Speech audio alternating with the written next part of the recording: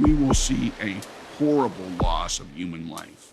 Probably 300 to 400,000 in the first week, civilian and military, probably over 2 million by the time 3 weeks is up.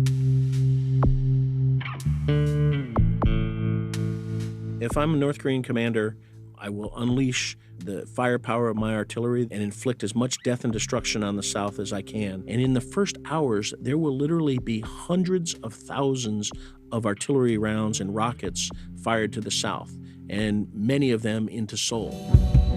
With their reserve forces of some 6 million, I think they're the fourth largest army in the world.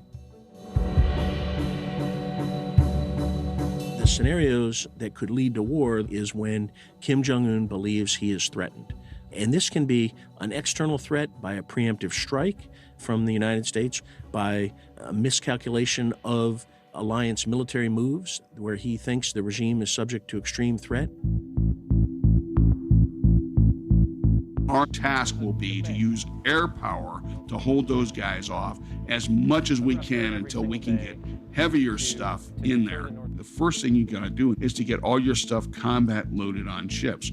Tanks, trucks, armor, artillery, infantry, all the stuff that goes with that. And that will take anywhere from 3 or 4 days for the US Marine Corps guys coming in out of Japan to almost 3 weeks for the heavy tanks to come in all the way from Texas.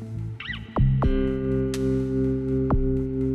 North Koreans have about 2 to 3 weeks of stocks, ammunition, food, fuel, etc., to fight a war. That's all they got. So their war plan has to include accomplishing all of the goals that they have within that short time frame, because after that, they're living off the land. As the war starts to go bad for them, most units will start to collapse.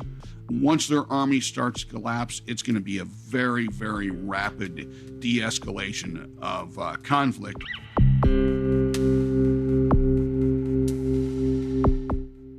When they know that, then what reason do they have not to use the nukes and take out several 100,000 Americans with them?